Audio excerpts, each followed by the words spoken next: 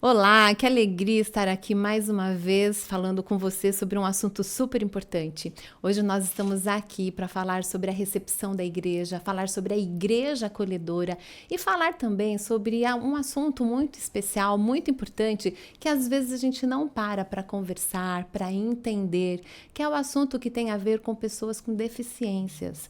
E nós estamos juntos aqui para conversar sobre isso e como fazer com que a igreja entenda o que pode fazer de fato para que a igreja se torne mais acolhedora, mais amável, com mais atenção, porque esse é o nosso objetivo. E a minha alegria aqui é porque hoje nós vamos ter pessoas, mulheres incríveis que aceitaram esse convite e vocês já vão conhecê-las melhor. Mas antes de passar a palavra para elas, eu quero abrir exatamente esse momento do nosso podcast, da nossa conversa com a palavra de Deus. E o que eu escolhi para ler hoje se encontra em Romanos 15, no versículo 7, que diz assim, olha o que o apóstolo Paulo diz. Portanto, aceitem-se uns aos outros como Cristo os aceitou, para que Deus seja glorificado com cada um. Que mensagem maravilhosa e super pertinente para este momento que nós estamos aqui. E agora, então, vocês vão ter a alegria, o privilégio de conhecer as minhas convidadas de hoje, que vão falar um pouco sobre elas, sobre questões super importantes. E agora que eu quero que vocês já comecem a apresentação, né, que nós vamos fazer, eu já gostaria de pedir que ao vocês se apresentarem, falarem da vida de vocês, de tudo aquilo que faz sentido e tudo que aconteceu ou que acontece, já gostaria que a gente já pudesse começar com uma primeira pergunta, talvez, né? O que tem a ver na vida de vocês é o que acontece em relação a essa questão da deficiência, como vocês se encontram, esse momento, né, que aconteceu na vida de cada uma, né? Aqui nós estamos com mulheres que não nasceram com a deficiência, se tornaram, né, com a vida, coisas que acontecem e pode acontecer com cada um de nós sabemos muito bem disso. Então, ao vocês se apresentarem, já fala um pouquinho sobre essa relação que vocês têm e que vocês enfrentam, tá bom, meninas? Nós vamos começar com a Fernanda. Pode ser, Fernanda? Pode, mas antes, Thelma, eu queria te dar a oportunidade de fazer sua audiodescrição, porque hoje o podcast, pessoal, vai ser um pouquinho diferente do que vocês estão acostumados, e para deixar esse podcast mais inclusivo para quem eventualmente não pode ver, cada uma de nós vai, além de contar um pouquinho da nossa história, se audiodescrever.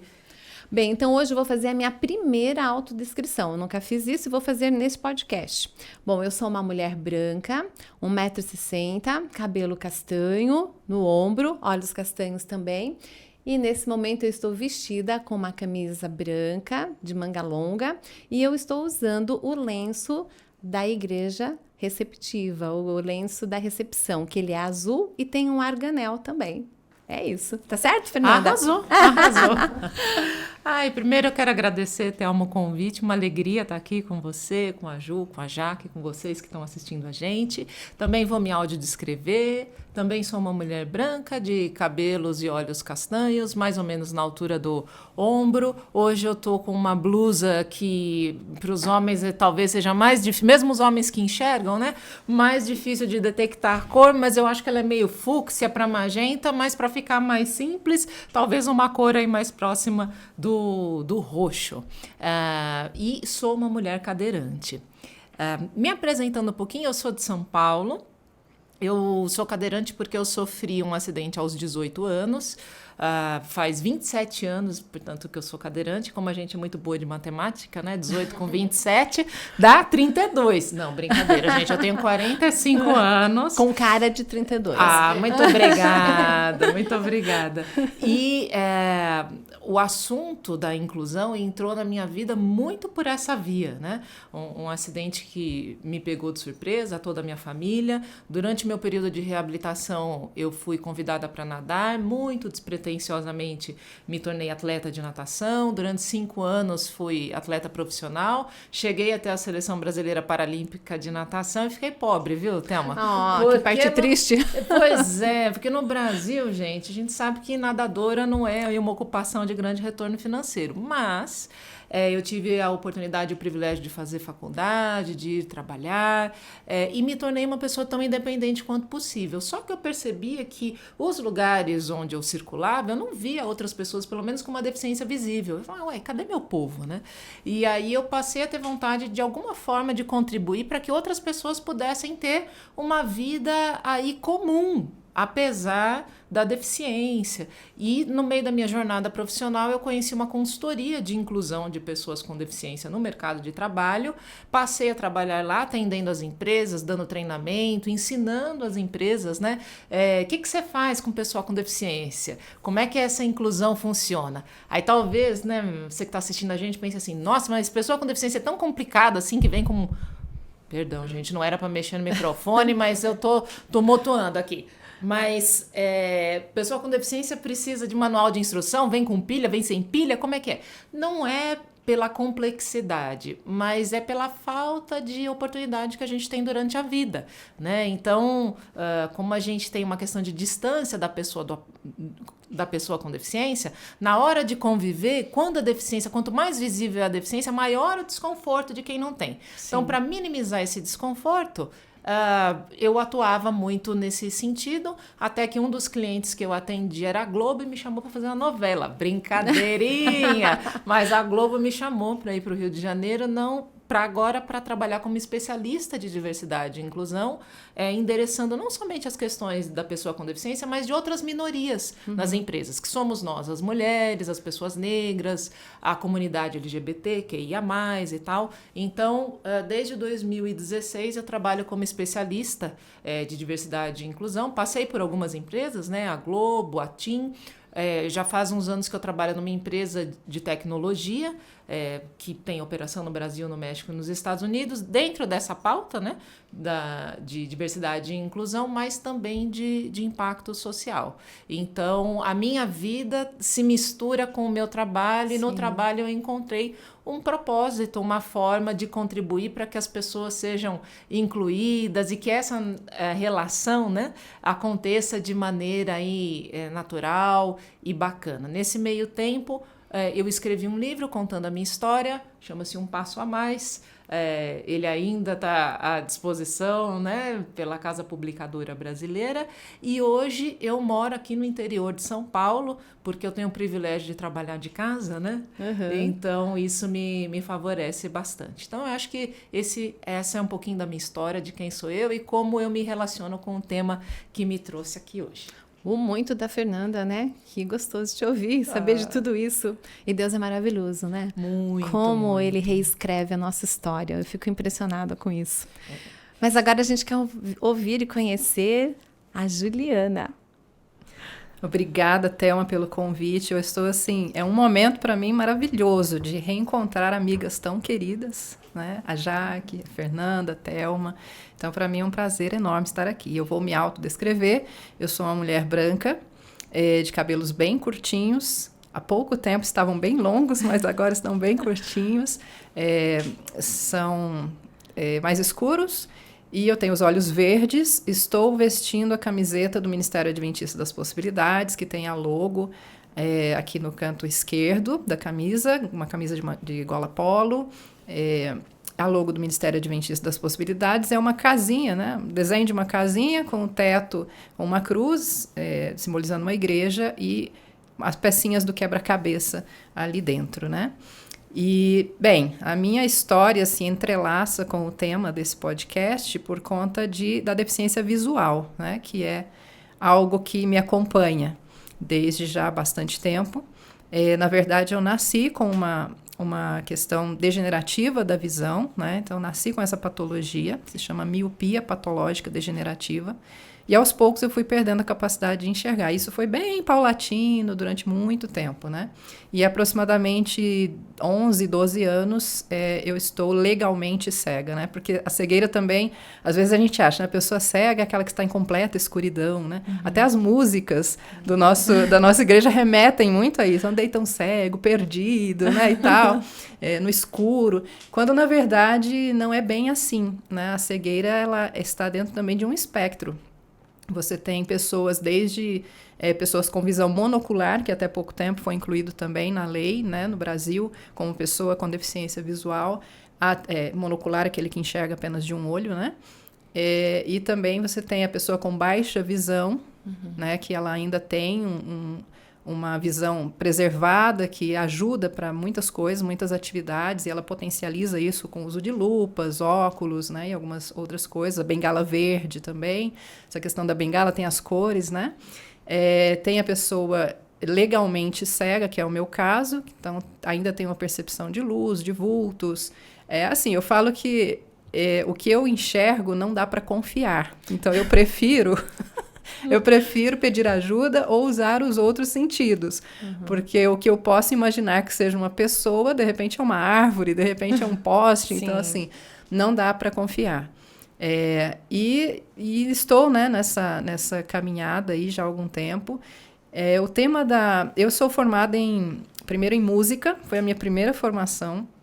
Depois pedagogia e, mais recente, jornalismo, e depois eu fiz uma especialização em educação especial com ênfase na deficiência visual, surdez e surdo-cegueira. E bem recente agora, inclusive ontem, chegou para mim o resultado. Eu passei pela avaliação da banca do MEC, né, para proficiência em Libras, né? Então, ontem eu recebi essa notícia, fiquei muito feliz, porque é um caminho que eu queria muito. Eu tive contato com pessoas surdas já há alguns anos, né? Com alguns amigos, e eu ficava assim com aquela vontade de me comunicar, né? Aquele desejo porque eu gosto muito, eu acho a comunicação a coisa mais linda, preciosa, assim, do ser humano, né? Seja ela como for, não somente oral, né? Existe comunicação de várias formas, e nós vamos ouvir sobre isso aqui hoje, né?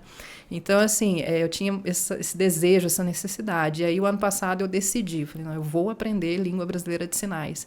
E aí, fiz o curso, passei pela banca e fui aprovada. Ontem recebi o resultado, então estou muito feliz com isso. Porque a minha ideia também é atuar junto a pessoas surdo-cegas, que é um outro departamento aí.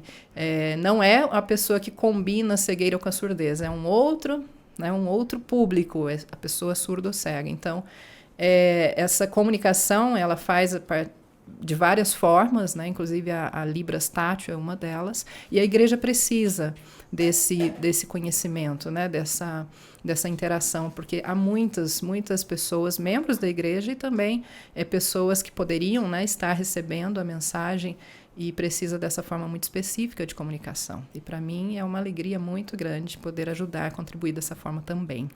Nossa, Juliana, que incrível, não é? Da mesma forma como eu falei para a Fernanda, eu fico impressionada com os propósitos de Deus, o caminho de Deus e como Ele é maravilhoso. E o nosso Deus é um Deus de amor, não é? Ele cuida dos detalhes da nossa vida. Quando a gente chegou aqui na União hoje, cheguei praticamente junto com a Juliana e foi incrível vê-la lendo uma palavra que está em alto relevo. Eu fiquei impressionada só de passar as mãos. É incrível, né? O nosso Deus é maravilhoso. Parabéns por tudo isso, por você estar ainda lutando e se preparando para a vida, né? Para a sua vida e para a vida das outras pessoas também, para facilitar a vida de outros. E agora é sua vez, minha amiga Jaque. Oi, Thelma. Oi, meninas. É uma alegria muito grande estar aqui com vocês. A Ju eu conheci há um tempo atrás, a gente se encontrou pela primeira vez, num evento assim também sobre inclusão. Eu escuto a Fern também, assim, através também da mídia, né? Agora pela primeira vez vendo pessoalmente. Então, para mim é um privilégio muito grande. Vou fazer então minha autodescrição. Eu sou uma mulher de 1,60, tenho cabelos castanho médio, olhos castanhos também. Estou usando um vestido... podemos dizer estampado, mas preto e branco, de mangas compridas, uso óculos e é isso aí, estamos animados para mais um momento aqui falando com vocês. O meu caso é muito interessante, porque não é comigo, assim, literalmente, né? Sim. Mas é próximo. Então, eu sou uma mãe atípica. Muitos não conhecem esse termo, né? Esse termo é usado para mães, né, de crianças que estão dentro do transtorno do neurodesenvolvimento ou com alguma outra deficiência. E meu filho é um autista nível 1 de suporte Então, o autismo ele é classificado por níveis, e esses níveis é relacionado não à gravidade, mas relacionado ao quanto de suporte aquela criança ou aquela pessoa precisa. Então, no momento, meu filho é um nível 1 de suporte, ele também tem o TDAH. Mas é interessante porque não foi logo que a gente descobriu, né? Isso foi uma caminhada, assim, alguns pais vão se identificar, porque a caminhada do autismo muitas vezes não é fácil, começando já para conseguir o diagnóstico, principalmente o nível 1 de suporte, porque é muito sutil, né, os sinais. E eu sou enfermeira, minha primeira formação. Então, da área da saúde, a gente é muito apegado, né, assim, a essas questões, né, de desenvolvimento infantil, se está seguindo aquele padrão, né? Então, quando eu tive o meu menino, eu fiquei muito atenta a esses sinais. Então, logo eu percebi um atraso motor no meu menino. Eu falei assim, isso não tá legal, eu acho que isso daqui não tá dentro daquele padrão, né, que a gente tem como o desenvolvimento da criança. A gente sabe que algumas crianças podem ir mais devagar, né, mas eu falei, tá muito diferente. E comecei a levar meu menino aos médicos, aos especialistas, mas era sempre aquela mesma postura. Não, mãe, é assim mesmo, cada criança tem seu tempo, pode ficar tranquila. Mas eu sempre ficava muito angustiada, né? Eu falo assim, que se a mãe ainda não continua angustiada, ela deve correr atrás até ela se acalmar. Verdade. Então, eu continuei buscando os especialistas para saber o que poderia ser. Ainda no início eu não pensava no autismo, né? Pensava em alguma outra questão neurológica. Então, levei para fazer ressonância, tomo. Então, ele novinho já tinha feito todos esses exames. Mas o autismo, ele é comportamental. Sim. Ele não vai aparecer em exames. Então, por isso que toda vez que fazia, dava tudo normal. Então, aí era mais um peso, né? Dizendo, mãe, tá tudo bem com seu filho. E aí, nessa hora, você tem que ser firme e achar assim, não, eu vou continuar buscando. Nisso, eu agradeço muito o meu esposo, porque foi muito parceiro em aceitar e concordar. Não, então, se você acha que precisa levar, vamos continuar buscando, né? Porque muitos acabam sendo uma força contrária, né? Muitas mães encontram isso, né? Sim. A realidade é que começa a própria família fazer uma pressão, dizendo, não, tira isso da sua cabeça, não é isso. E comparo também a pessoas, às vezes, até familiares, né? Compara e fala assim, não, mas fulano, seu avô foi assim, seu tio é assim. Não, seu pai, desde pequeno, se comportou desse jeito e não tem nada, né? Então, é por isso que eu falo que é uma caminhada, assim, bem difícil, assim, bem desgastante nesse início. Quando veio, no 8º neuro, que veio o diagnóstico. Então, imagina, muitos já teriam até desistido, né? Porque no 8º especialista veio o diagnóstico do Samuel, então, de autismo. E a partir daí eu me afundei nesse tema. Comecei a estudar, que é o que acontece muitas vezes, né? Quando bate a porta, a gente começa, então, buscar saber. Porque até então, assim, nem na faculdade eu passou, assim, sobre o autismo. Então, eu comecei a estudar realmente. E nisso de estudar, eu falei, não, mas eu preciso me especializar, porque eu preciso entender o que eu, como mãe, posso ajudá-lo. E também o que eu tenho que esperar dos profissionais, né, que vão começar a trabalhar com ele. Nisso eu me especializei em análise do comportamento, em ABA, para autismo e deficiência intelectual.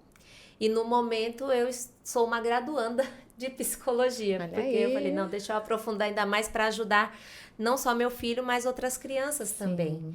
E uma coisa interessante que quando o meu filho foi diagnosticado, e algumas coisas como eu comecei a perceber na igreja, eu vi uma necessidade de começar também esse treinamento nas igrejas, devido ao que eu via das dificuldades do meu filho. Então, hoje a gente tem feito também através da RAFA, que é uma rede da igreja, uma rede adventista de apoio à família autista, a gente tem feito esses treinamentos também nas igrejas. Que bênção, já que a sua vida é uma bênção e tem sido para muitas pessoas. Mulheres abençoadas, não é? E eu quero começar com uma pergunta assim mais direta para você, Fernanda. Queria que você falasse exatamente pra gente, quem é a pessoa com deficiência? Responde pra gente essa inquietação. Boa, boa. Olha, existem várias definições aí, mas eu gosto de uma curtinha, que eu acho que fica mais fácil da gente entender, que é da Organização Mundial da Saúde.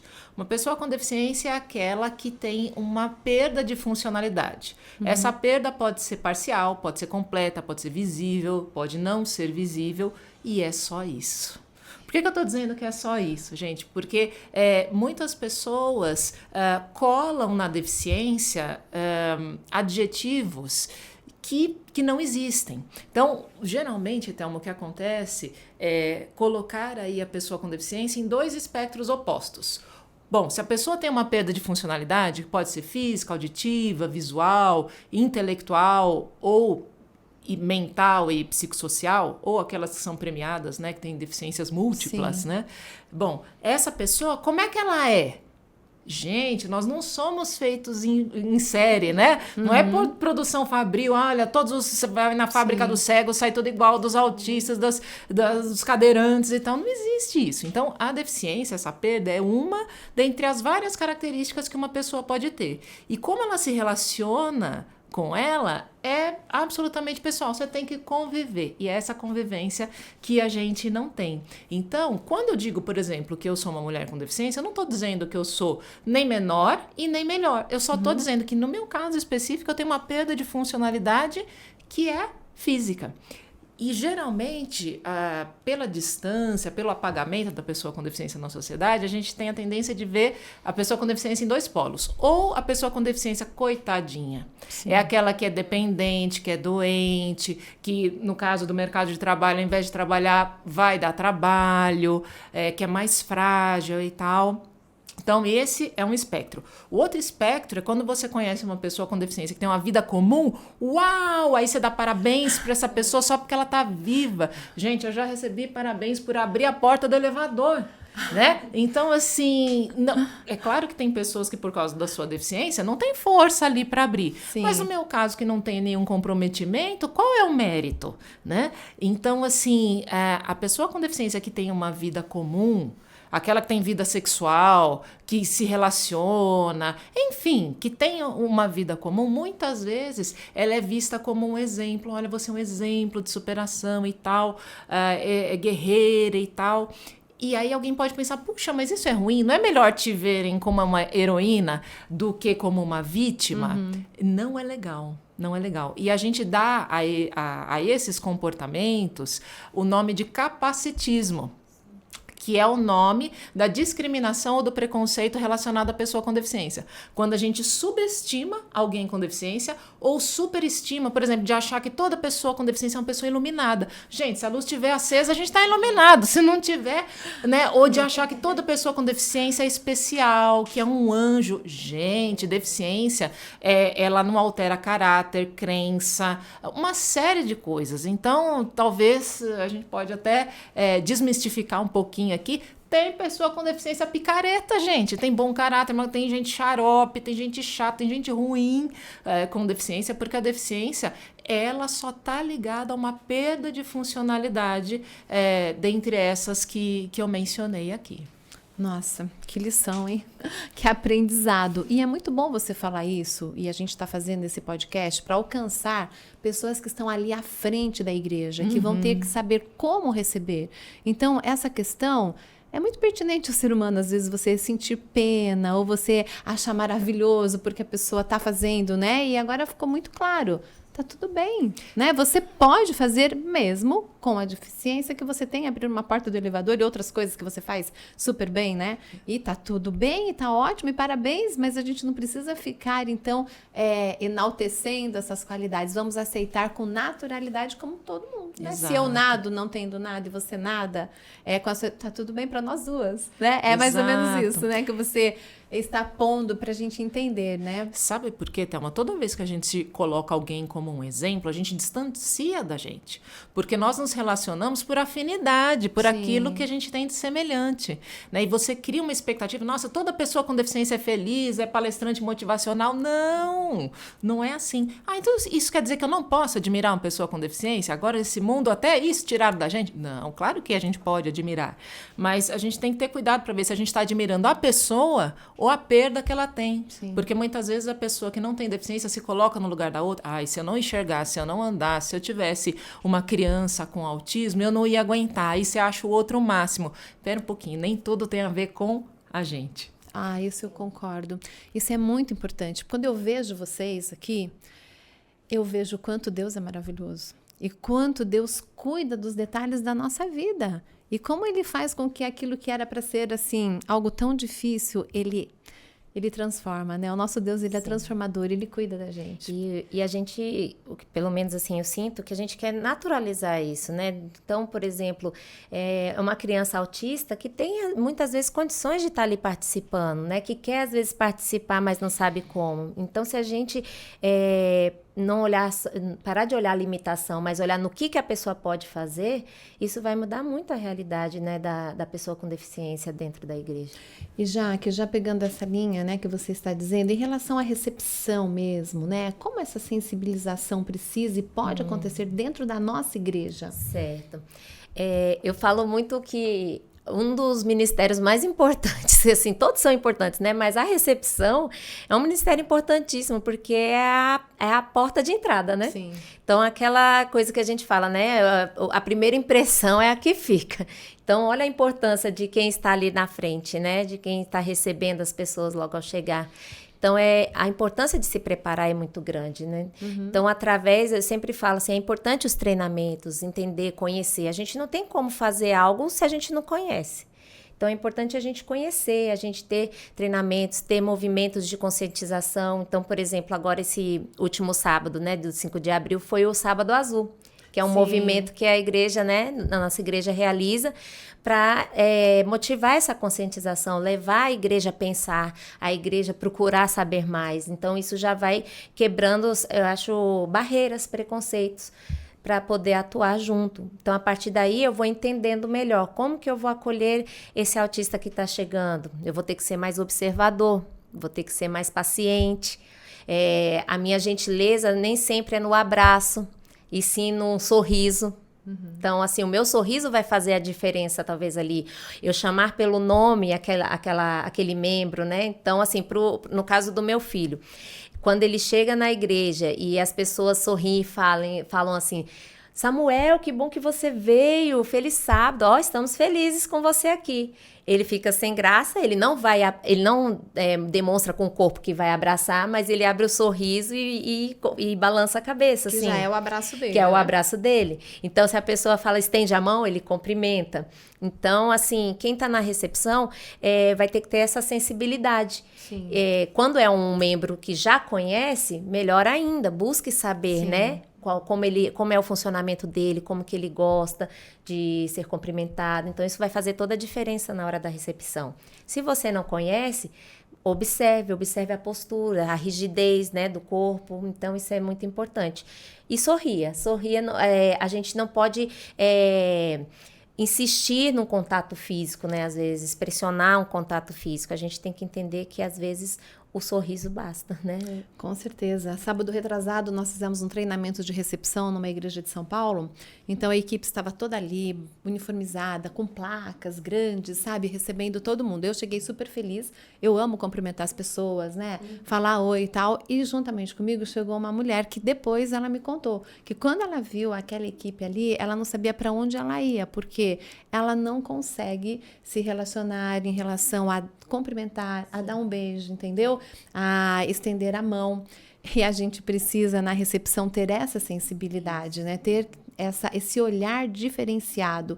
Então, para o recepcionista, para a equipe toda de recepção, é muito importante esse nosso momento, até mesmo para vocês estudarem mais, aprenderem mais, para que a gente possa, de verdade, acolher a todos da melhor forma possível, porque é isso que a igreja quer, não é? Nós queremos ser uma igreja acolhedora em todos os sentidos. Nós estamos aprendendo a isso, na realidade. A igreja está aprendendo a ser. Por isso o motivo desse podcast, dessa conversa, não é?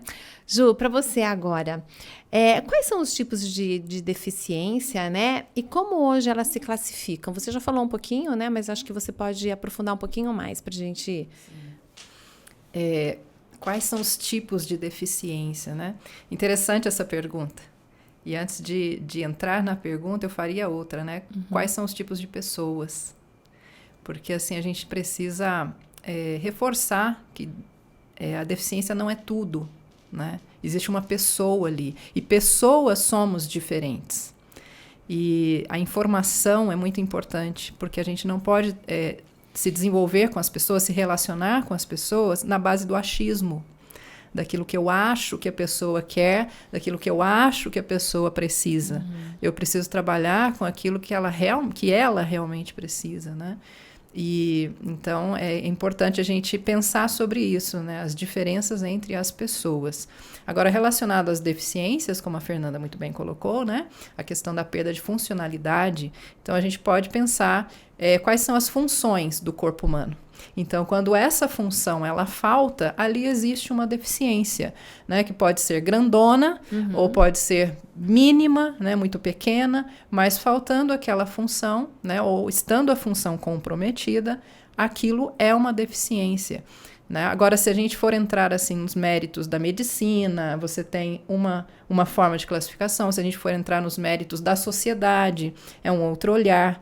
Vai entrar nos méritos do direito, das leis, né? Nós temos também uma outra forma de classificação. Na educação, né, você tem uma outra forma de classificação. Por exemplo, na pedagogia, no caso da pessoa com deficiência visual, aquela pessoa que usa o sistema Braille já é considerada uma pessoa cega, mesmo que na lei ou na medicina ela seja uma pessoa com baixa visão. Né? Mas para a educação, ela é considerada uma pessoa cega porque usa o sistema Braille.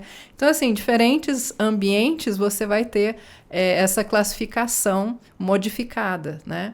Então, nós tivemos, no princípio, apenas o modelo médico de classificação. Então, toda deficiência era classificada a partir apenas da funcionalidade ou da não existência daquela funcionalidade ou do que a pessoa era capaz ou não de fazer. Por isso, inclusive, até hoje existe aquela ideia de que deficiência é sinônimo de doença, por conta de que ela começou a ser classificada a partir do modelo médico. Então, a pessoa tem uma deficiência, vai ao médico. O médico não conserta, né? Mas confunde isso com doença. E deficiência não é a mesma coisa que doença. Né? Então, às vezes a pessoa fala, é fulana que tem aquele filho doentinho, né? Ou a pessoa doentinha ou doente, aquela que é doente. Aí você vai ver, a pessoa não é doente. Ela tem uma saúde de ferro. Né? Não fica resfriada nunca, tá tudo certo, né? Tá tudo bem, mas ela tem uma deficiência. Então é importante a gente ver a diferença de uma coisa e outra, né? Porque a deficiência ela não pede a cura, no sentido de que você não toma um remédio, um comprimido, né, para curar a deficiência. Você toma comprimidos ou procura cura para uma doença, né? Que existem as curáveis e as incuráveis, né? Em todo caso. Então depois isso foi essa percepção da pessoa com deficiência, ela foi migrando, né? Ou foi se ampliando.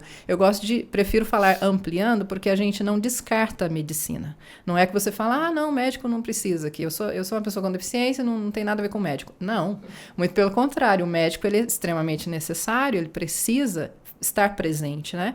Mas a gente vai depois para um modelo mais que tem a ver com a sociedade, né? Com o social. Quem é a pessoa com deficiência ali na sociedade? Inclusive, mais para frente um pouquinho vai ser falado sobre isso, né? Esse posicionamento da pessoa com deficiência na sociedade. E aí você tem modelos e vai avançando nesses modelos, né? Então, o olhar para a pessoa com deficiência ele vai se ampliando. né? Então, assim, eu poderia aqui abrir uma listinha, né? Falar assim, quais são as deficiências? Classificação de deficiências, né? Você tem a deficiência física, você tem a deficiência intelectual, a deficiência sensorial, né? Você tem em diferentes aspectos. Ou seja, você pega a funcionalidade do corpo humano, se ali existe, né, uma falta, você tem, então, uma deficiência aí, dependendo tem os níveis, né, de funcionalidade, enfim. Mas eu gosto desse olhar mais para a pessoa. Sim. Né, e a gente entender que uma pessoa, ela é muito maior e vai muito além de uma funcionalidade inexistente ou prejudicada, né? Então, isso é muito importante da igreja entender. Sim. E eu acredito que, no caso da recepção, né, as pessoas que estão ali na recepção precisam ter essa consciência de parar um pouquinho, refletir. O que é que eu penso, o que é que eu sei sobre uma pessoa com deficiência? O que é que eu sei sobre o autismo? O que é que eu sei sobre a cegueira, sobre a surdez, né, sobre a deficiência física? O que é que eu sei a respeito disso? Eu tenho algum parente, né, que me remete a esse assunto? Eu tenho, já convivi com uma pessoa, né, estive com alguém com deficiência? O que eu penso a respeito disso? Será que o que eu penso é real? Será que o que eu penso condiz com a realidade ou é só um achismo meu? Então eu vou procurar saber. E aonde que eu procuro saber? Com a pessoa.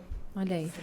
A melhor informante sobre a deficiência ou a pessoa com deficiência é a própria pessoa, né? E isso é bem importante e parte de uma coisa muito simples, que pode acontecer na recepção, né?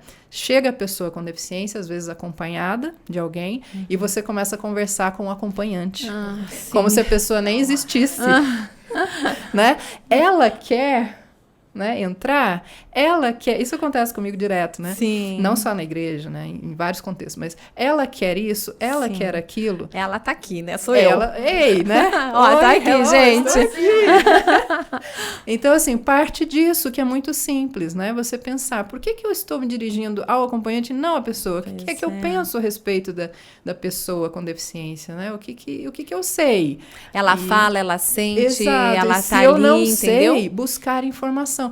Isso, assim, é muito de ter essa humildade, né? Dizer, eu não sei, eu vou perguntar, eu vou buscar informação, e isso não arranca pedaço de ninguém. Claro. É muito tranquilo e a gente se sente muito bem com isso também, né? De poder informar, de poder ensinar e aprender junto, porque todo mundo, eu sempre digo, todo mundo sempre tem alguma coisa para ensinar e sempre tem muito a aprender, né? Independente das suas características. E conhecimento é libertador, né?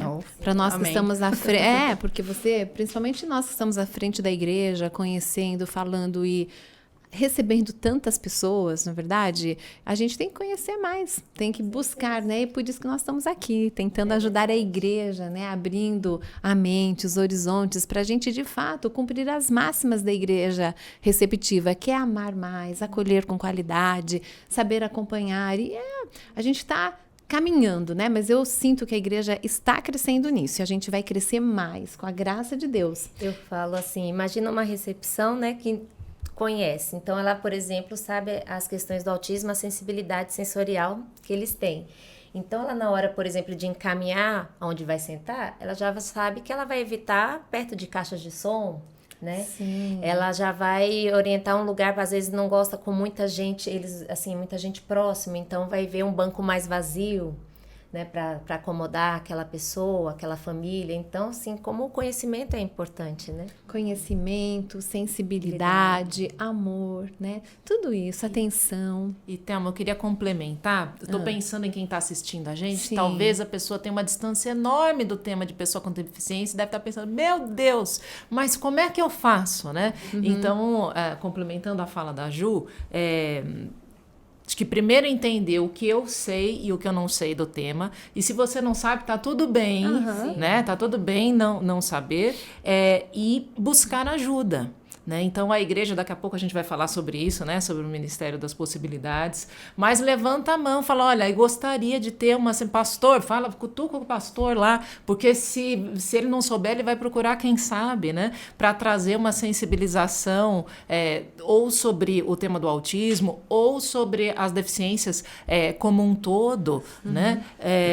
E além, é claro, no final a gente vai dar algumas dicas do que você pode perguntar para a própria pessoa, porque eu estou imaginando que quem está assistindo vai pensar assim, meu Deus, mas o que eu pergunto? A pessoa está chegando e eu pergunto para ela, então não temas, calma, que vai dar tudo certo, gente, vai dar tudo certo. Mas, Fernanda, eu acho que a gente pode até emendar essa questão aí que você está falando, né, para vocês duas responderem no caso, por que gera tanto desconforto, né? Eu acho que essa questão, porque o que você está falando já é mais ou menos isso, né? Essa questão de não saber, de você ficar meio que até sem ação. Às vezes você fala, meu Deus, e agora? Como que eu faço? Sim. Cumprimento ela ou ele, né? Que tá acompanhando, quem que é? Por que gera tanto desconforto nas pessoas, né? Vocês podem falar muito bem sobre isso. Sim.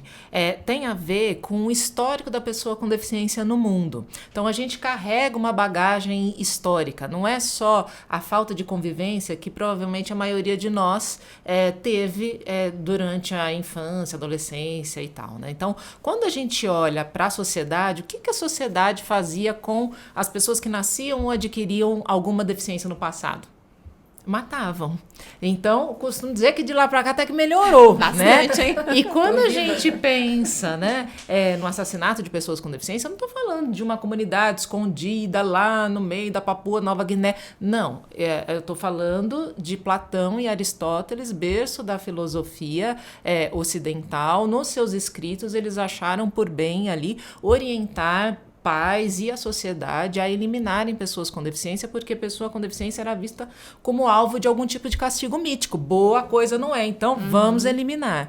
Quando a gente tem no Império Romano, né, o primeiro conjunto de leis que ficou conhecido como a Lei das 12 Tábuas, que acabou inspirando as constituições e todo o aparato legal que existe hoje no Ocidente, também acharam por bem colocar lá que a gente deveria ser eliminado e tal. E isso durou muito tempo, até a expansão do cristianismo no mundo. Com a expansão do cristianismo no mundo, a pessoa com deficiência deixou de ser vista como alvo de algum tipo de castigo mítico e passou a ser vista como objeto de caridade. O que eu faço com objeto de caridade? Eu guardo num potinho. Então, as pessoas com deficiência passaram não mais a ser assassinadas, mas passaram a ser segregadas.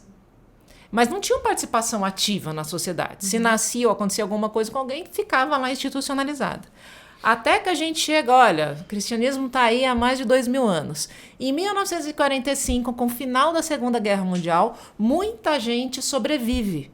Só que sobrevive com uma sequela, com algum tipo de deficiência. A ONU é criada no fim da Segunda Guerra Mundial. E só 20 anos depois da criação da ONU, em 75, que no mundo, como sociedade, a gente tem um primeiro documento falando de pessoas com deficiência. Gente, é muito recente. Sim. Muito recente. E no Brasil, a primeira lei, a primeira vez que você vai falar em pessoa com deficiência, acontece em 91, 30 e poucos anos. Então, que é a lei de cotas de pessoas com deficiência no mercado de trabalho. Então, toda empresa, a partir de 100 colaboradores, precisa ter um percentual mínimo de pessoas com deficiência, obrigatoriamente sob pena de multa. Por quê? Porque foram colados na pessoa com deficiência um monte de rótulos negativos. Aí, quando a pessoa com deficiência vai em busca de uma oportunidade de trabalho, eu não sei nem porquê, mas eu não quero. Não é que eu não gosto, ninguém é contra a inclusão de pessoa com deficiência, mas pode ser no outro time, aqui não, porque aqui a gente precisa rodar, precisa trabalhar e tal. Então, essa distância histórica criou muitos mitos sobre a pessoa com deficiência. Então, só para a gente ter uma ideia, falando de cenário Brasil, em 91, lei de cotas, só em 94 que a gente tem a lei que permite que alunos, crianças com deficiência estudem com alunos sem deficiência. Antes de 94... era uma luta. Hoje ainda é uma luta, né? Porque sutilmente as escolas convidam aí as crianças ou estudantes com deficiência a saírem. A lei de acessibilidade, gente, que é o que permite, né, o direito constitucional de ir e vir, é do ano 2000, tem 25 anos só. Então, assim, em termos históricos, a nossa inclusão na sociedade, ela é muito recente. E como provavelmente a maioria de nós, né, não conviveu, não tem na família. Você lembra de professores com deficiência? Você já foi algum médico, uma médica com deficiência? Padeiro, mecânico e tal. A gente não está acostumado. Por isso que eu sempre gosto de contar uns causos, para vocês verem assim o que essa distância faz com que algumas situações aconteçam, né? Eu conheço uma moça que ela é cadeirante e ela estava no ponto de ônibus com uma colega depois do trabalho, aguardando o ônibus vir, né? E aí, de repente, se aproximou um cara e ele ficou muito intrigado e muito indiscretamente começou a olhar para as duas, mas principalmente para essa moça com deficiência. E ele estava comendo bolacha ou biscoito, dependendo de onde do estado que você nos assiste e tal. Aí, num dado momento, ele achou por bem interromper. Gente, eu tô contra o microfone hoje, mas vamos ficar amigos. Tá tudo bem. E aí achou por bem interromper ali a conversa e perguntar: escuta, ela come? Ai. Vamos lá. Tem uma conhecida cega de forma muito independente, um dia ela estava na rua com a sua bengala e tal, ela estava no 7º mês de gravidez, então, né, portanto com barrigão e tal, e ela foi avistada por uma outra mulher. E quando essa mulher viu, ela, do nada, chegou e tocou na barriga dela com as duas mãos, assim, deu um grito, você imagina o susto, né? Você não tá vendo nada, de repente vem alguém, porque acham que o corpo da grávida e da pessoa com deficiência é público, que a gente sai tocando todo jeito, não é assim, né? E aí tocou e deu um grito assim, o que aconteceu com você? E ela falou que no susto, no reflexo, ela respondeu assim, sexo! Aí ela falou assim, mas como? Ela falou assim, com meu marido. E aquela mulher ficou assim, tentando entender, porque na cabeça dela, para uma mulher cega estar grávida, ela só pode ter sido estuprada, porque quem vai casar com uma pessoa cega? Então, você vê quantas crenças. Na consultoria que eu trabalhei, uma outra consultora, a mais vaidosa entre nós e tal, uma vez estava na Avenida Paulista, uma avenida bastante conhecida lá de São Paulo, com seus óculos com cara de milionária e tal, né? E ela estava lá esperando uma outra consultora que veio de um outro cliente. Enfim, estava ali na Avenida Paulista, assim como várias pessoas. Aí passou uma senhora bem simples perto dela e colocou R$2 no colo dela e saiu. Aí eu pergunto, por que não deixou 100? Não, tô brincando. Mas o que passou pela cabeça daquela senhora? Se é cadeirante, ela nem olhou se ela tinha cara de moradora de rua, não. Sim. Ela associou. Se é cadeirante, é pobre, precisa de dinheiro, deixa eu ajudar. Então, e aí, por último, aqui, ó, para fechar a sessão show de horrores, tá? Mas é para dar um pouquinho, porque às vezes quem não tem uma deficiência não faz ideia das coisas que essa população passa, né? Uma vez, uma outra conhecida estava no shopping, ela tem uma deficiência física, e ela estava de mãos dadas com o namorado. E aí ela ouviu, quando ela passou assim, ouviu um cara falando assim, nossa, tem homem que não perdoa nada, né? Como se o fato de se relacionar com uma mulher com deficiência fosse um absurdo, fosse o cúmulo e tal. De onde vêm esses comportamentos extremos? Vem do fato desse apagamento histórico que é milenar. Então, a gente precisa de um pouco de paciência histórica, mas a gente consegue acelerar esse processo com informação, porque a gente só respeita o que conhece. Por isso que eu estou dizendo, pessoal, levanta a mão, você não sabe, tudo bem, você não vai achar essa informação no Google, contata o seu pastor, tem um mapa e tal, a gente pode levar informação, e com informação a gente se sente um pouco mais seguro. Vai tirar aí de cara, assim, o desconforto que você sente? Meu Deus, chega uma pessoa na igreja que não tem os braços, o que eu faço? Né? Então, assim, para uma série de situações, você vai continuar, assim, com um certo desconforto. Mas, quanto mais informação e mais convivência, menor vai ser esse desconforto. Com certeza, né? E você deve ter muitas histórias também, né? Eu estava escutando a Fernanda. Eu fiquei impressionada com cada uma delas, não é? Estava escutando e lembrando de muitas coisas. E só complementando o que a Fê falou, tem toda essa questão, né? O peso das crenças sociais, de históricas, né? Que vem de muito tempo. Enfim, até a própria Bíblia, né? as pessoas ressaltam a questão dos milagres, né? Como se Jesus estivesse... Se a atitude de Jesus de curar fosse, ai, coitadinho, acho que eu vou fazer ele enxergar, porque não pode continuar assim nessa vida, né? E não era esse o olhar que Jesus tinha, mas a gente com essa bagagem, né, de história e tal, a gente acha que é assim. Mas a questão também o que ajuda, né, ou atrapalha, eu não sei, com essa coisa do desconforto, é uma questão também que vem da psicologia.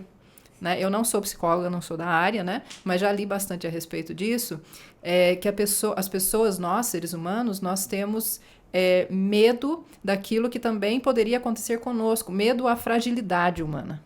Né? Então, às vezes a gente se sente, eu já ouvi pessoas falando sobre isso, eu já ouvi, por exemplo, o marido, né, de uma pessoa cega, ele falou para mim, ele falou assim, eu morro de medo de ficar cego também. Né, que aconteceu por conta de um acidente, ele falou, eu convivo e tal com a minha esposa e eu morro de medo de ficar cego também. Então, assim, essa questão psicológica também, o medo, né, a você perder uma funcionalidade do seu corpo, porque quando a gente perde, isso é um luto. Sim. É um processo de luto. Com certeza. Né? A gente passa por isso como um processo, é tomado, né, na terapia, na psicologia, como um processo de luto. Sim. Então, a gente teme, assim como nós tememos, muitas vezes, a morte, nós temos o medo também desse tipo de luto, né, da perda de alguma funcionalidade.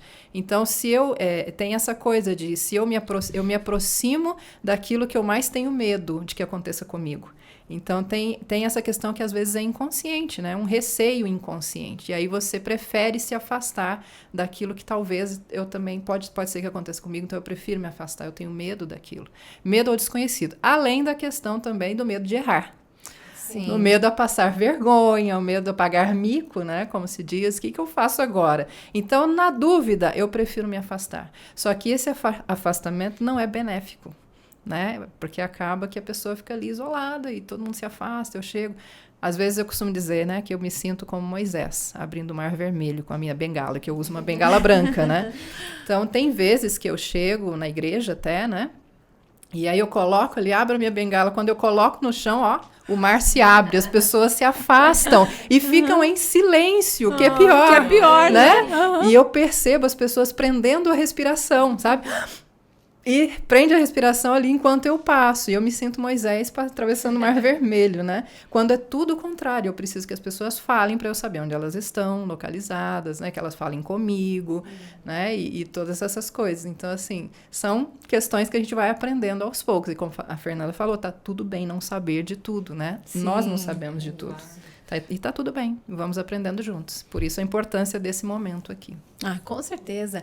E a gente também, às vezes a gente não se percebe, né? Eu fico imaginando as pessoas saindo de perto, ficando em silêncio. Poxa vida, o que eu quero para mim é o que eu quero para o outro, né? Essa é uma fala de Jesus, da Bíblia, que é muito certa para esse momento, né? Então, eu quero que converse, tão gostoso, né? Conversar, falar, perguntar como foi a semana, igual, né? Porque quantas coisas você faz durante a semana, você tem filhos, esposo, casa, trabalho, né? Você também, todas nós, então vamos conversar, né? Vamos ser mais receptivas e também, ou receptivos, né? Vamos colocar aqui, e também vamos ser mais simples no receber uma pessoa com deficiência. E agora falando, né, pegando essa fala aí sua, rapidamente para encerrar essa parte, a gente sabe que demora uma geração para as mudanças acontecerem, né? Então, vocês estão passando, né, ainda por esse momento bem difícil dessa mudança de geração, porque tudo que a gente quer mudar demora muito para as pessoas interiorizarem, mas vai dar certo, né? A gente tá ali militando, não vamos desistir, né, Jaque? Muita coisa, assim, eu falo que muita coisa que a gente luta hoje, meu filho talvez não vai experimentar, sim, mas lá na frente os próximos, né, vão ter mais acessibilidade. Então, a gente faz hoje também pensando nos próximos que virão, né? Para ir mudando isso. E Jaque, voltando para o seu caso, né? De mãe atípica, com o Samuel, que eu conheço tão bem, né? O que você espera da igreja? O que você acha que os pais esperam da igreja, assim, de uma forma geral? Sim. Eu falo que essas famílias, elas vêm bastante desgastadas, né? Bastante machucadas, porque elas já sofreram muito preconceito lá fora, né? Em outros locais. Então, elas vêm na igreja o local de esperança, que é assim, imagina, na igreja que eu vou encontrar, né? O acolhimento. Então, a igreja é um lugar muito importante para a família. A forma como ela é recebida, e aí eu falo assim, que o olhar, ele pode ser muito acolhedor, mas pode ser também um momento terrível para a família, assim, de estar apontando, né? Então, principalmente, por exemplo, a realidade do autismo, né? Muitos se comportam de uma maneira que as pessoas não consideram padrão para um ambiente da igreja. Sim. Mas a gente não pode esquecer que o ambiente da igreja é bem desafiador, né? Para eles. É um lugar com muito estímulo sensorial. Então, muitos deles ficam bastante agitados, sem contar que é um momento, assim, muito fora da rotina, que não é algo que eles fazem todo dia, né? Sim. Então, tudo isso gera um estresse. Então, com isso, vai ter um comportamento, né? Vai levar a um comportamento também diferenciado. E outra coisa, muitos também querem participar, e a gente tem que entender que, às vezes, a forma de participar do outro não é igual a nossa.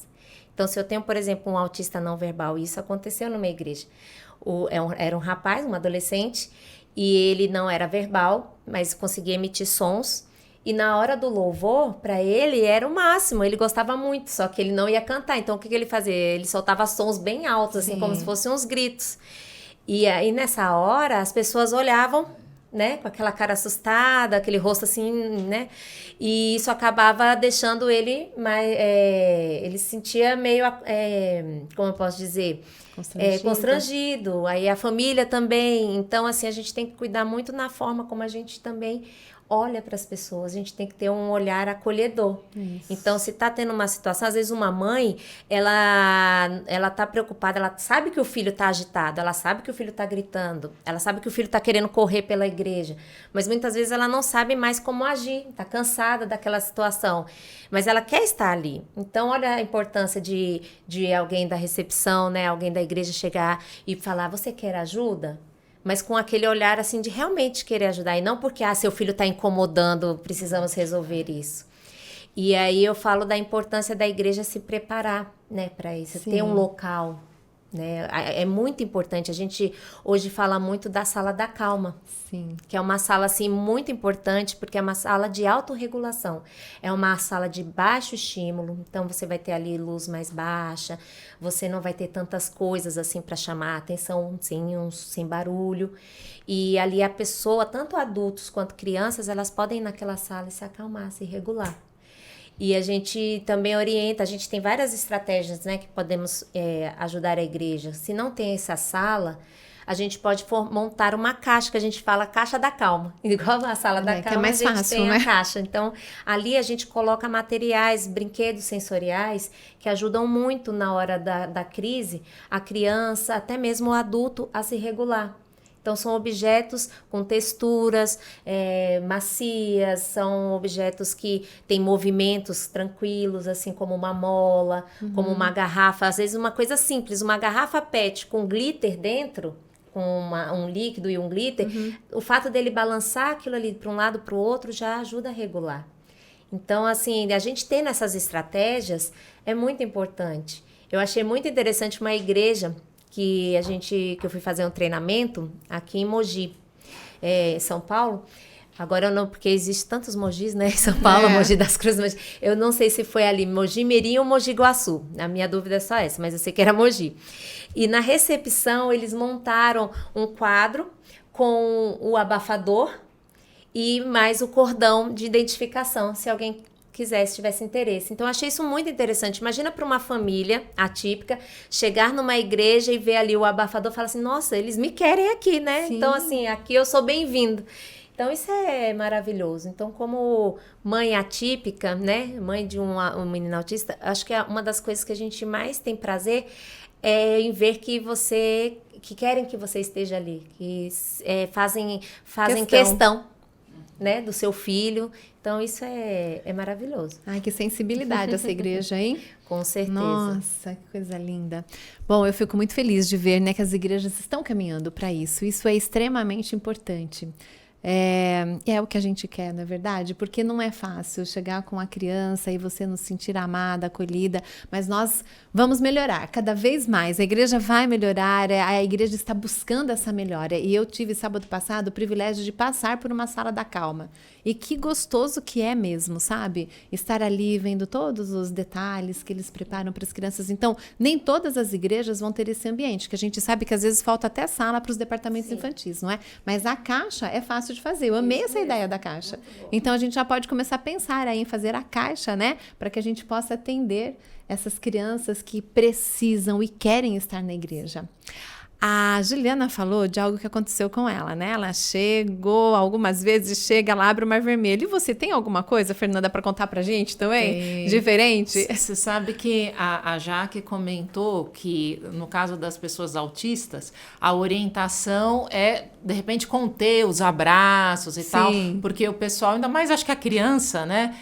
Você tem vontade, naturalmente, de abraçar e tudo. E quando você estava falando, eu estava pensando, gente, comigo é o contrário. Tem um afastamento também das pessoas. E o que acontece muitas vezes é que as pessoas paralisam. E, infelizmente, Thelma, a gente tem desafios estruturais nas nossas igrejas, nas edificações, mesmo as igrejas mais recentes. E não é por falta de legislação. A gente tem legislação. No Brasil, a gente tem a Associação Brasileira de Normas Técnicas, que é a ABNT, que tem ali todas as orientações, com todas as informações para qualquer tipo de edificação coletiva de uso público ou privado. Tudo que você precisar saber está lá. Mas, infelizmente, não é essa a realidade que a gente vê nas nossas igrejas. Então, muitas vezes, eu já cheguei numa igreja que tinha vários degraus e tal, e aí os nossos amigos homens, né, todos ali mudos, olhando. Aí eu fico pensando, será que a pessoa pensa que eu vou voar? Ai, meu pai. Né? Então, assim, não tem. Ou às vezes eu vou acompanhada, tá tirando a cadeira do carro, não tem aquela gentileza de perguntar, oi, precisa de ajuda e tal. Eu me lembro uma vez que eu fui numa grande igreja e tal, e aí não tinha onde estacionar e tudo. Aí um irmão muito querido falou do jeitão dele, falou assim, não, pode descarregar ela aqui. E aí, gente, eu me senti um saco de batata, né?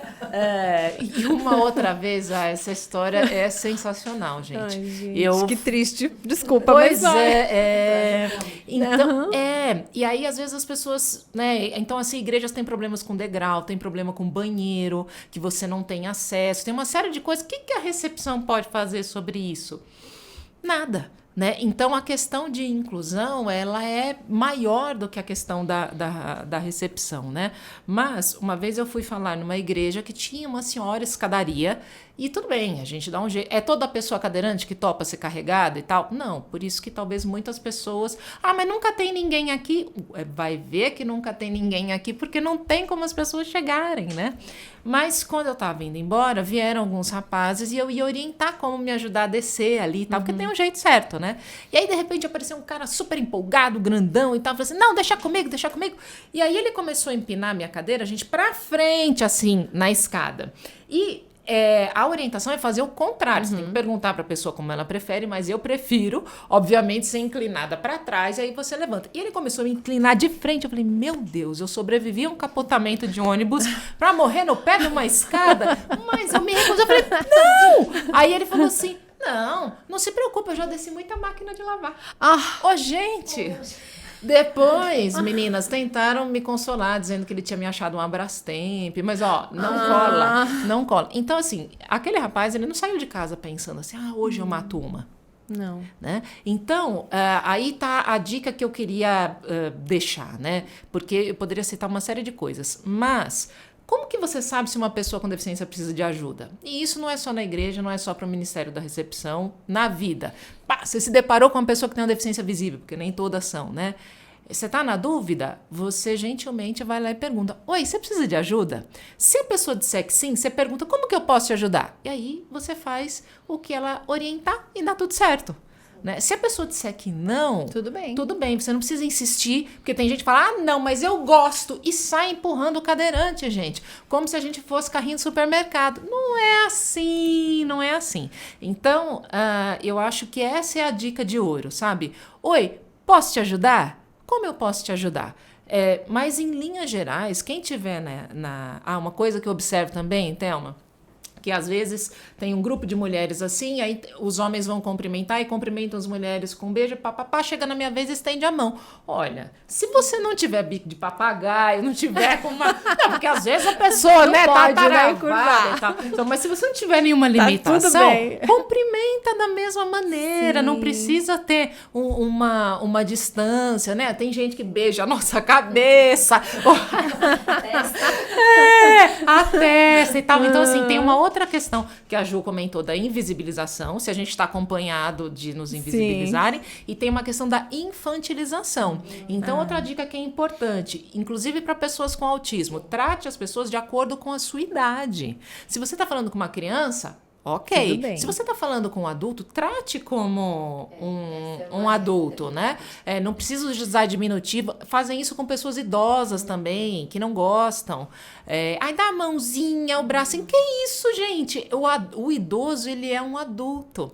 Então, quando você trata dessa forma infantilizada, é como se você estivesse subestimando a capacidade daquela pessoa.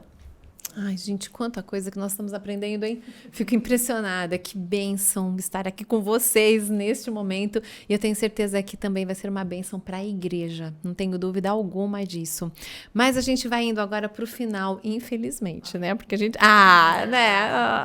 Mas tanta coisa para a gente falar e para aprender. Mas eu fico, assim, feliz porque nós estamos podendo participar desse momento, né? Que é um momento, assim, muito especial.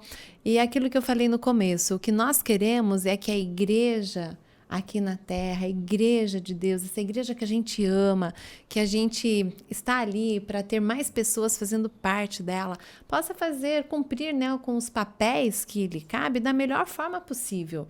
Não é verdade? Então é isso, como você bem disse no começo, né, Jaque? A recepção, ela está ali recebendo a primeira impressão, nós sabemos, é a que fica. A gente poderia falar um monte sobre isso, né? Sobre essa primeira impressão é a que fica, mas nós estamos ali para fazer o nosso máximo em todos os sentidos, com todas as pessoas. E algo que eu achei super importante, que vocês duas falaram, né? E a Jaque também, de uma certa forma, não sabe, pergunta. Isso é muito bom, né? Pergunta como vou fazer, como posso ajudar, né? E é isso, a gente não pode esquecer desse detalhe, nem todo mundo sabe todas as coisas pertinentes a esse assunto, né? Mesmo porque muitas vezes a gente não para aprender mais e a gente precisa parar, aprender, né? E hoje, principalmente nós que estamos à frente da igreja, é um assunto já que faz parte da nossa vida porque a gente quer fazer mais, não é verdade? Porque eu sempre falo, é bonito a teoria da igreja receptiva, é bonita a teoria da igreja mais acolhedora, mas como que eu vou fazer de fato essa igreja ser mais acolhedora? Então nós estamos indo para o final e, Juliana, eu sei que você já veio aqui, né, com a sua camiseta do MAP.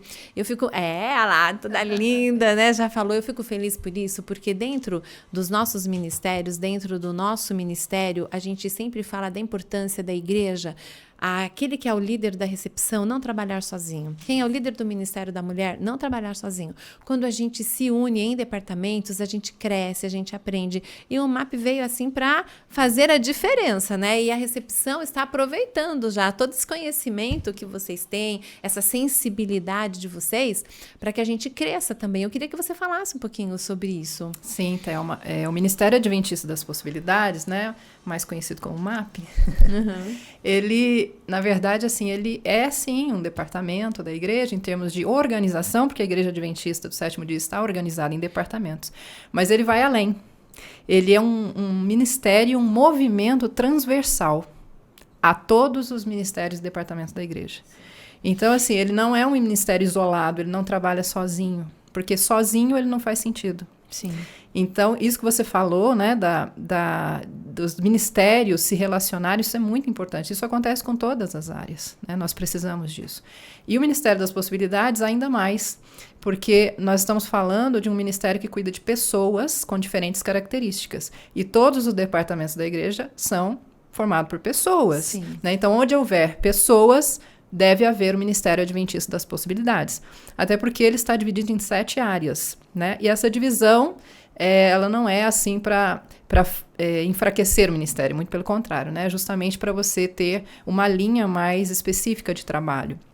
Então, essas 7 áreas, Eu vou torcer aqui para não esquecer de nenhum, vocês me ajudem, por favor, porque eu sempre esqueço de um e deixo para trás. Mas as 7 áreas são o Ministério Adventista dos Surdos, né, que eu carinhosamente chamo de nosso irmão mais velho, porque dentro dessa organização ele foi o primeiro a receber um voto oficial na divisão sul-americana, né, e criou ali sua logo e tal. Depois nós tivemos o Ministério Adventista dos Cegos e Baixa Visão, que foi o segundo, né, em organização e recebeu o voto da divisão sul-americana. E depois vieram as demais áreas que já vieram junto com o Ministério Adventista das Possibilidades, que foi oficializado e entrou no Manual da Igreja, né, no ano de 2022, na última reunião da Conferência Geral. Então, assim, vamos lá, né, os 7 ministérios. Então, temos os surdos, os cegos, pessoas com deficiência física e mobilidade reduzida. Temos também saúde mental e bem-estar, que é uma área gigantesca, onde entra, né, também pessoas com autismo. Temos também a área de enlutados. Essa aqui, gente, eu acho que não tem membro na igreja, né, ou ser humano que não seja tocado por essa área. Por isso que eu digo, onde há pessoas, deve haver Ministério Adventista das Possibilidades. Porque todos nós já tivemos, né, já passamos por um luto na vida, né? Então, assim, tem também o Ministério de crianças órfãs ou em situação de vulnerabilidade. Temos o Ministério de Cuidadores, que não estamos falando de cuidadores profissionais, mas de familiares que cuidam, né, de pessoas ali relacionadas.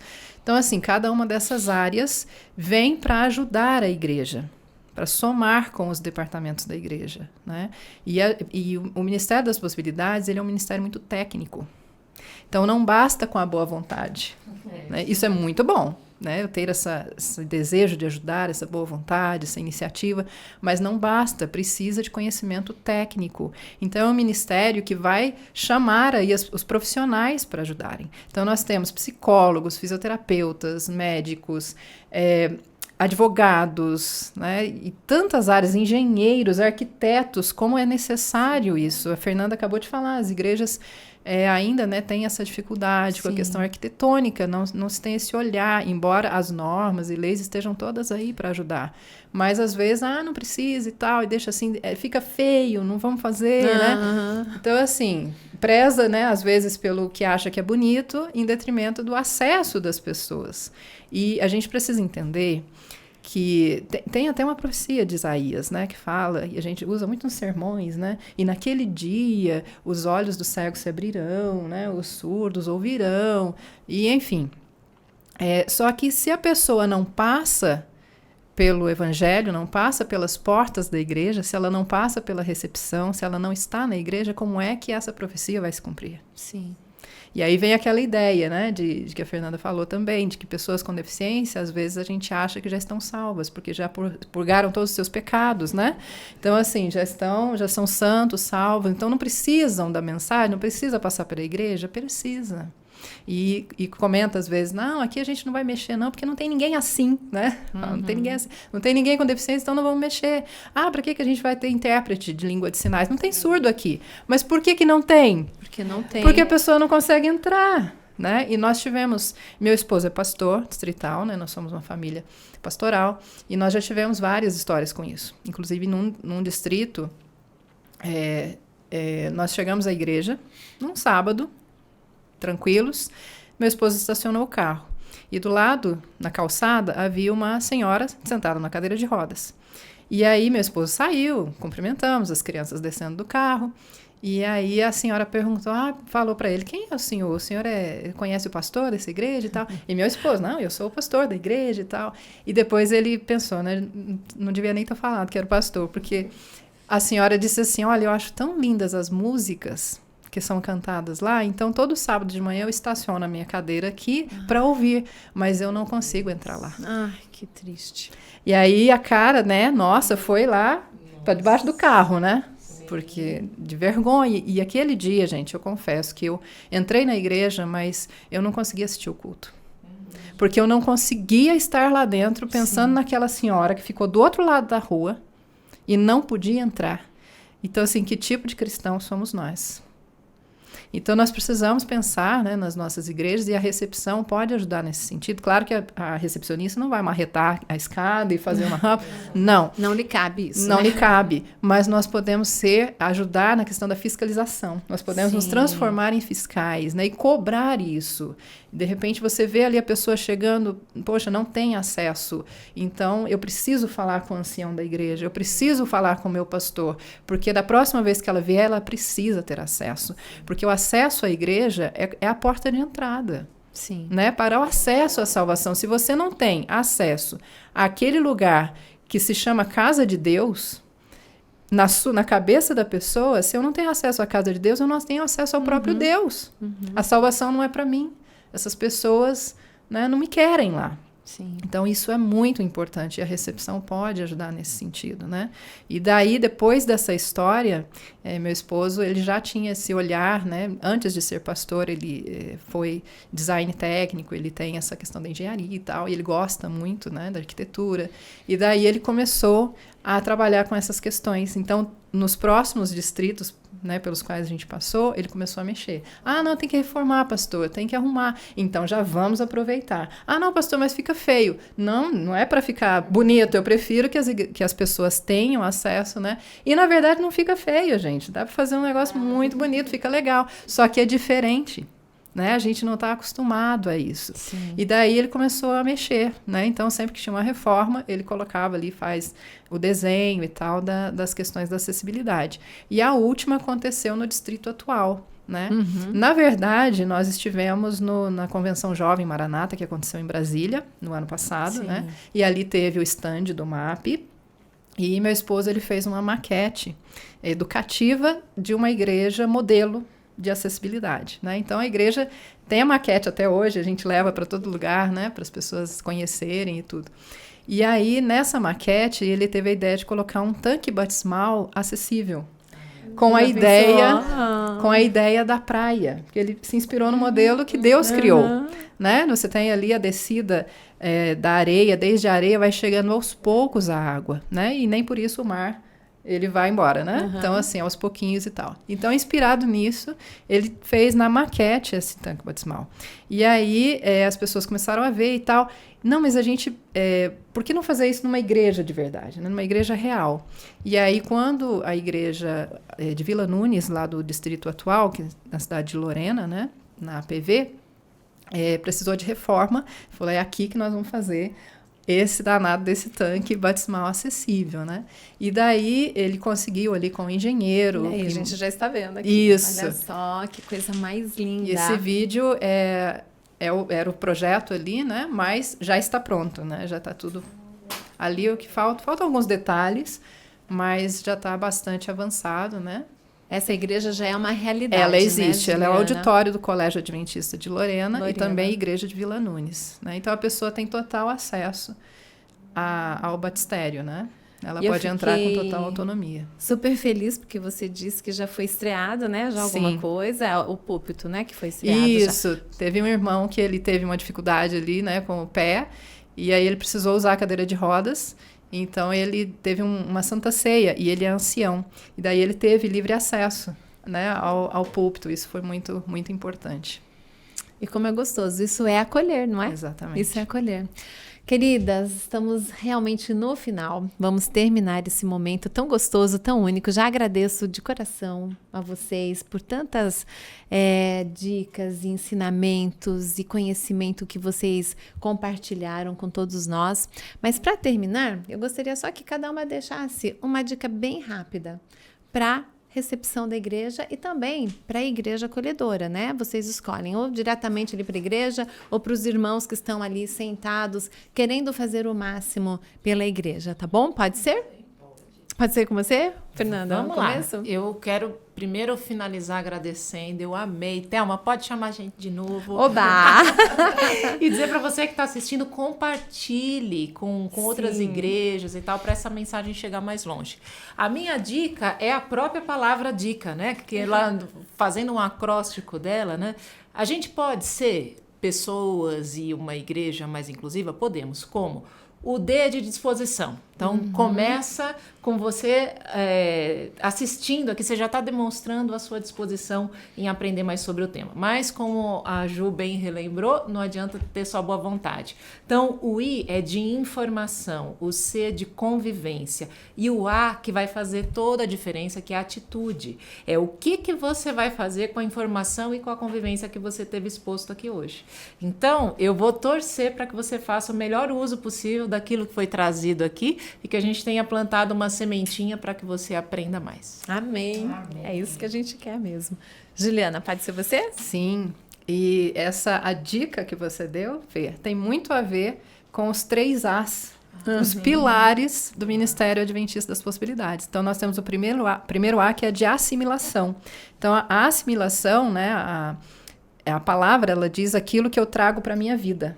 Né? Esse é o significado de assimilação, aquilo que eu trago para a minha vida. Então, aqui eu tive contato com essa informação, trago para a minha vida. Depois vem a aceitação. A aceitação não é aceitar a pessoa com deficiência, aceitar os grupos, aceitar. Não, é aceitar que eu não sabia e agora estou sabendo. Eu preciso mudar. A igreja precisa mudar. A igreja precisa se adequar. Essa é a aceitação. Porque as pessoas, né, já estamos aqui. Então, a igreja precisa aceitar que precisa mudar algumas coisas. E, por último, a ação.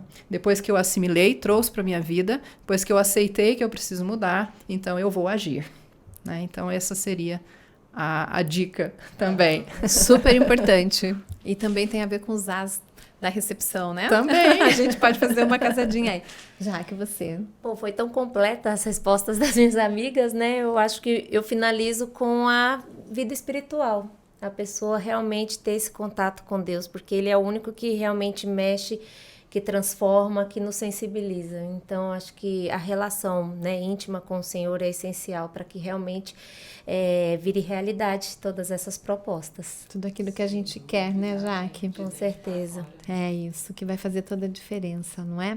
Bom, eu também termino com a palavra do Senhor, da mesma forma como nós começamos. Eu leio para você, então, João 13, 34, que diz, 34 e 35, que diz assim: por isso, agora lhes dou um novo mandamento. Amem uns aos outros, assim como eu os amei. Vocês devem amar uns aos outros. Seu amor uns pelos outros proverá ao mundo que vocês são os meus discípulos. Que Deus abençoe cada um de vocês, que vocês possam cumprir da melhor forma possível a missão que o Senhor deseja que cada um cumpra e que, de fato, nós possamos ser uma igreja acolhedora e que as pessoas possam ver Jesus em nós. Amém.